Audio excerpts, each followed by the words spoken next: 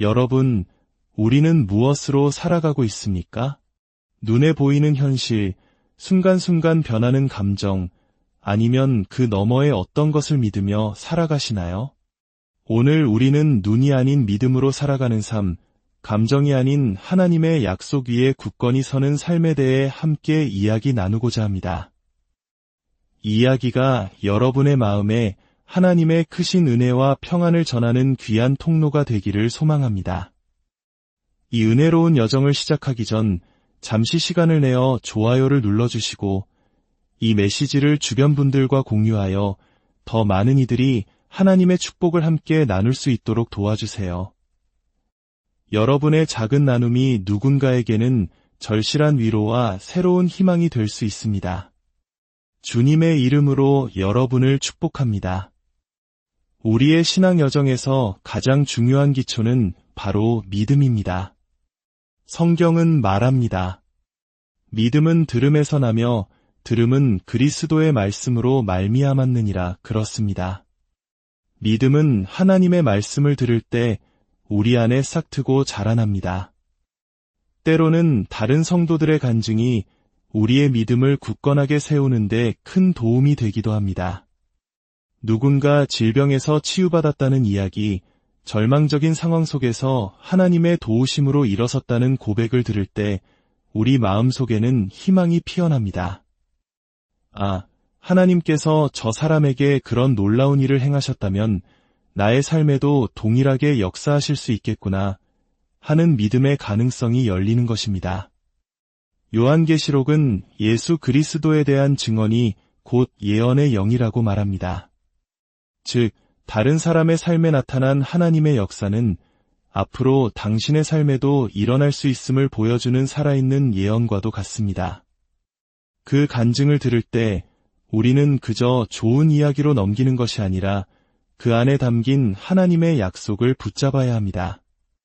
그것이 바로 믿음의 시작입니다. 고린도후서 5장 17절은 우리에게 놀라운 진리를 선포합니다. 그런즉 누구든지 그리스도 안에 있으면 새로운 피조물이라 이전 것은 지나갔으니 보라 새 것이 되었도다. 새로운 피조물이라는 것은 무슨 의미일까요? 이것은 단순히 과거의 나쁜 습관 몇 가지를 고치거나 좀 더 나은 사람이 되려고 노력하는 차원의 이야기가 아닙니다. 이것은 존재의 근본적인 변화, 정체성의 완전한 전환을 의미합니다. 어떤 성경 번역본에서는 이를 새로운 종이라고 표현하기도 합니다. 마치 애벌레가 나비가 되듯 이전과는 전혀 다른 존재로 다시 태어나는 것입니다. 예수님을 영접하기 전 우리는 죄의 본성을 따라 살았습니다. 그러나 우리가 예수 그리스도를 구주로 고백하는 순간 그 낡고 부패한 죄의 본성은 사라지고 하나님으로부터 온 새로운 생명이 우리 안에 심어집니다. 과거의 실패와 상처, 죄책감은 더 이상 우리를 지배할 수 없습니다. 우리는 그리스도 안에서 완전히 새로운 시작을 허락받은 존재입니다.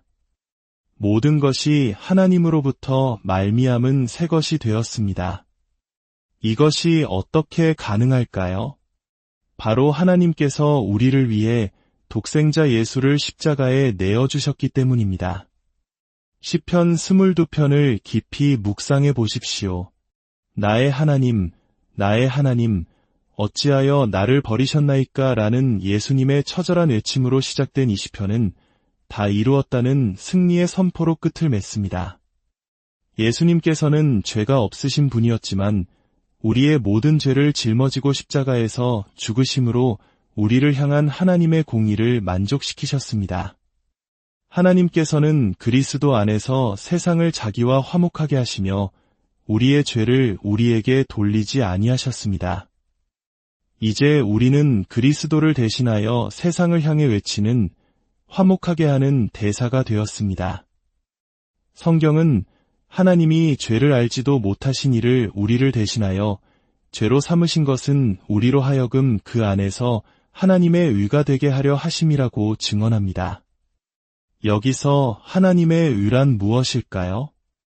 이것은 우리가 노력해서 얻는 거룩함이나 완전함이 아닙니다.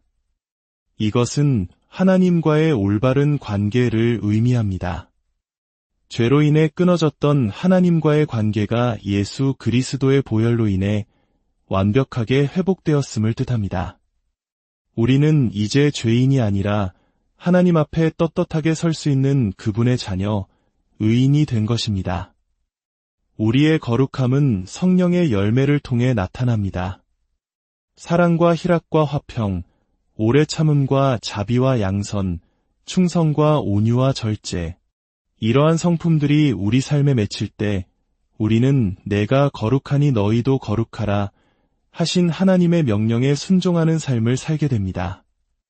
물론 우리는 여전히 연약하여 넘어지고 실수할 때가 있습니다. 믿음으로 행하지 않는 모든 것이 죄라고 성경은 말합니다. 그러나 우리가 죄를 지었을 때 어떻게 해야 할까요? 요한일서 1장은 우리에게 명확한 길을 보여줍니다. 만일 우리가 우리 죄를 자백하면 그는 미쁘시고 위로우사 우리 죄를 사하시며 우리를 모든 불의에서 깨끗하게 하실 것이요. 여기서 우리는 아주 중요한 영적 원리를 발견하게 됩니다. 하나님께서는 우리가 죄를 고백했을 때 비로소 그 죄에 대해 알게 되시는 것이 아닙니다. 그분은 모든 것을 아십니다. 우리가 고백하는 그 순간은 하나님이 아니라 바로 우리 자신이 그 죄의 굴레에서 벗어나는 순간입니다. 고백은 죄를 털어버리고 하나님의 용서를 받아들이는 믿음의 행위입니다. 죄책감이라는 감정에 속지 마십시오. 우리가 죄를 짓고 나면 사탄은 죄책감이라는 감정을 이용해 우리를 정죄하고 하나님으로부터 멀어지게 만듭니다. 넌 자격이 없어. 하나님이 널 용서하지 않으실 거야라고 속삭입니다. 그러나 우리는 감정으로 사는 자들이 아닙니다. 우리는 하나님의 말씀, 즉 약속으로 사는 자들입니다. 요한일서 2장은 이렇게 말합니다. 만일 누가 죄를 범하여도 아버지 앞에서 우리에게 대언자가 있으니 곧 위로우신 예수 그리스도시라. 대언자는 곧 우리의 변호사를 의미합니다. 우리가 넘어져 죄를 고백할 때 예수님께서는 하늘 법정에서 우리의 변호사가 되어주십니다. 아버지, 이 사람은 내 피로 값을 치른 나의 사람입니다. 그는 용서받았습니다. 라고 변호해 주시는 것입니다. 그러므로 죄를 지었다면 즉시 회개하고 감정이 아닌 믿음으로 용서를 선포하십시오. 주님, 제가 잘못했습니다. 회개합니다. 그러나 이제 예수님의 이름으로 제가 용서받았음을 믿음으로 받아들입니다. 이렇게 믿음으로 나아갈 때 우리는 죄책감의 사슬을 끊고 자유를 누릴 수 있습니다. 예수님께서는 제자들에게 하루에 7번씩 70번이라도 용서하라고 가르치셨습니다. 이는 우리가 하나님 앞에 나아갈 때마다 그분의 무한한 용서를 경험할 수 있다는 사실을 보여줍니다. 포기하지 않고 계속해서 주님께 나아가는 것, 그것이 중요합니다. 우리의 감정은 우리에게 거짓말을 할 수 있습니다. 그러나 하나님의 말씀은 영원한 진리입니다. 육신의 생각과 감정을 향해 잠잠하라, 고 명령하고 오직 하나님의 말씀 위에 굳건히 서십시오. 예수님의 이름에는 권세가 있습니다. 그분은 거친 풍랑을 향해 잠잠하라, 고요하라 명하셨고 바다는 순종했습니다. 마찬가지로 우리 삶에 휘몰아치는 질병의 폭풍, 재정적인 어려움, 관계의 갈등 속에서 우리는 예수님의 이름으로 평안을 선포할 수 있는 권세를 받았습니다. 이것은 어떤 특별한 사람에게만 주어진 능력이 아닙니다. 예수 그리스도를 믿는 모든 자녀에게 주어진 권리입니다.